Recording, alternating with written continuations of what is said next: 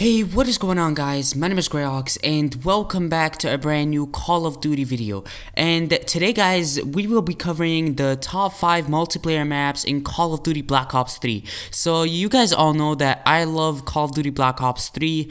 It's not my favorite Call of Duty, but it's my favorite Call of Duty from the Call of Duties that are active right now, which are Call of Duty Black Ops 3, Call of Duty Infinite Warfare, and Call of Duty Modern Warfare Remastered. So I love Black Ops 3, and it might be my second favorite, I don't know. But that's not the point. We're going to be covering the top 5 multiplayer maps, and I've been meaning to do this video for a while. I don't know why I haven't done it earlier, but who cares? We're doing it right now. So we will be covering the standard multiplayer maps, so that does not include any of the DLC maps. I think I'll leave that for another video. I'm planning to do a video on the top 5 Black Ops 3 multiplayer maps, but the DLC ones.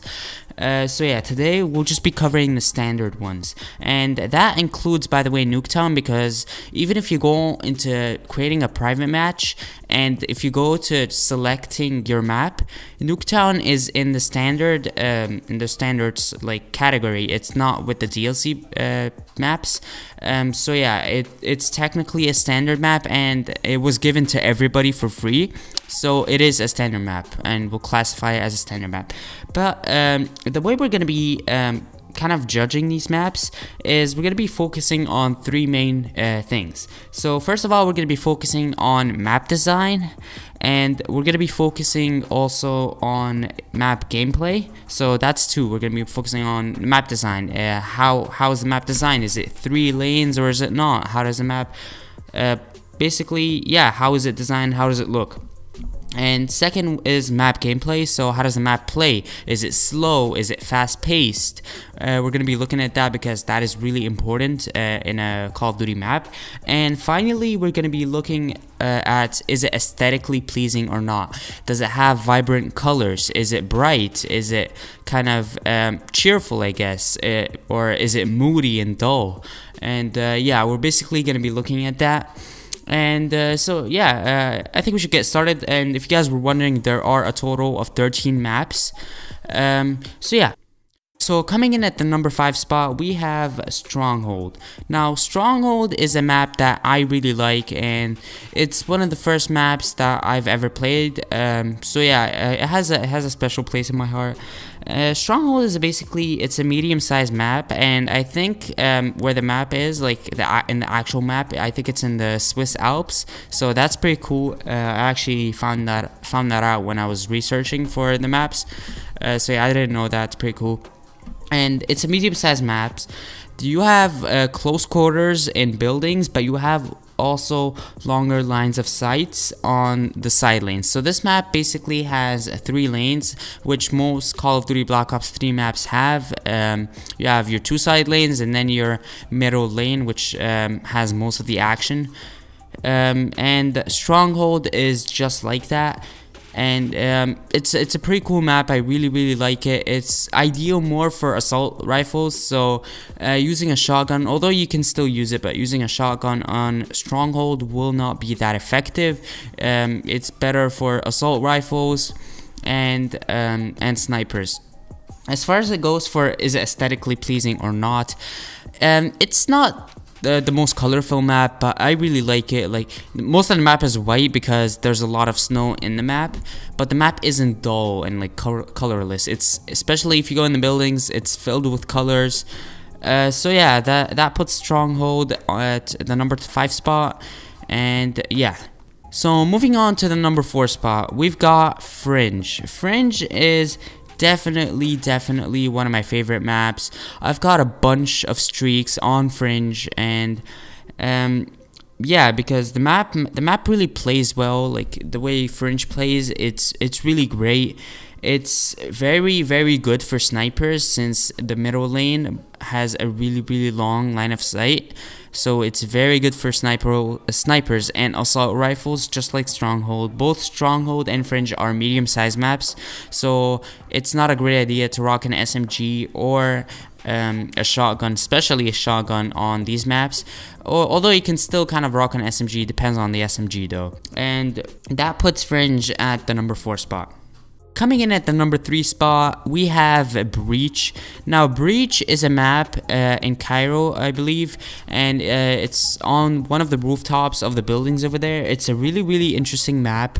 It's filled with a bunch of interesting stuff. Looks really cool. It's one of the medium to small size maps, so it's not really as big as Stronghold or Fringe, but it's not like really small as like Nuketown, for example.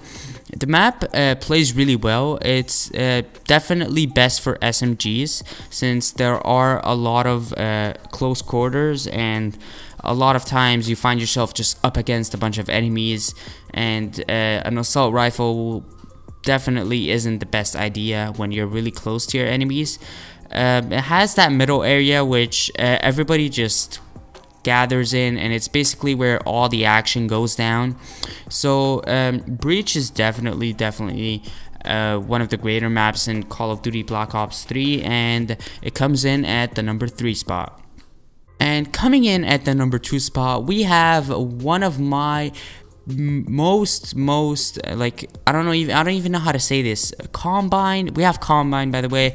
Columbine is definitely one of my favorite maps. It's such a great map. Like, it plays so well. The way the map is designed, I just don't know exactly what about it makes it like that, but I just love the way the map plays. It's very fast paced, and rarely, if ever, does the map get slow. It's always fast paced. You're always finding enemies, and that's obviously because it's one of the smaller maps in the game. There are a lot of narrow halls and close quarter combats in it, and it's definitely ideal for SMGs and shotguns as well. Even if you're going for like a melee only challenge, it works well with that as well. So yeah, Columbine is definitely one of my favorite maps, and that puts it in at the number 2 spot.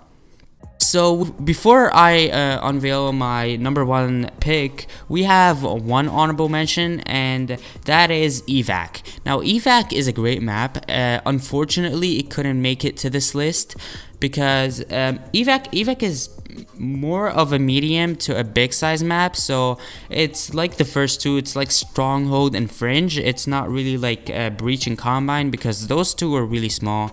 And I'm not saying that evac is a huge map, but I am saying that it's a relatively larger map. Now, evac is kind of interesting. So it has 2 side lanes, and then the middle lane is not like basically picture Fringe. So you have the 2 side lanes, and then you have that one big middle lane down through the middle. It's like a big kind of like tunnel almost. I know my explanation is terrible, but it's almost like a big line in the middle where all the action goes down. Evac, on the other hand, the middle lane is more of it kind of curves. It's inside buildings, and it kind of curves. So it's definitely interesting, and it's really different from the first 2 maps because they're both like that. They both have that one little like narrow line down the middle, and that's basically the middle lane. But evac is definitely different from those, and that's not to say that it's a bad map. No, evac is a great map, but unfortunately it wasn't great enough, so it unfortunately didn't make it onto this list. And for our number 1 pick, we have the fan favorite Nuketown. So Nuketown is one of the most popular Call of Duty maps, possibly the most popular Call of Duty map ever. Nuketown has been in 3 Call of Duties. It's been in Call of Duty Black Ops 1, Call of Duty Black Ops 2, and Call of Duty Black Ops 3. And there's obviously a reason for that. People just love this game, and they keep on adding it back in. There's obviously, like, this shows you how great the map is. The map is really fast paced. Like, if you're looking for a map that plays really quick and everything is happening right after each other and you barely have any time to like calm down and reload your weapon, Nuketown is definitely the map for you. Nuketown is just one of those maps it's really hectic, and I definitely like it for that. If you're looking for a challenge, Nuketown is definitely the map for you. And aside from that, Nuketown is a very vibrant map as well. It's very colorful, especially the Black Ops 3 version. So if you like take the Black Ops 3 version and you compare it to like Black Ops 1 Nuketown, you can definitely see that there's a big difference. The Black Ops 1 version was a little more kind of dull and gray, but the Black Ops 3 version is extremely bright and colorful, and it's just really aesthetically pleasing, and that really makes it one of my favorite maps, because if a map looks good and it's really colorful, that's definitely a plus.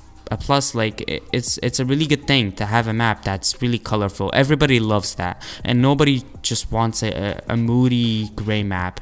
And as far as it goes for lanes in Nuketown, Nuketown has 2 side lanes, but then the middle is also really interesting, because in the middle you have 2 buses that are well, one of them is a truck, I believe. I'm not sure. So you have, we'll just consider them buses right now. So you have 2 buses that are kind of parked sideways. So it's kind of an interesting middle. It's not like just like picture Havoc. Sorry, not Havoc. Picture Breach, for example. Breach, it's just that like middle area, and it's just like almost like a big square in the middle, and that's the center lane. But Nuketown, it kind of has those 2 buses which are blocking it, and that's definitely a good thing. Just imagine Nuketown without those buses. It would be crazy. You'd just be getting shot at from everywhere, because Nuketown is already small enough. It's the smallest map in the whole game, and yeah, it's really hectic, really bright, and that puts it in at my #1 spot.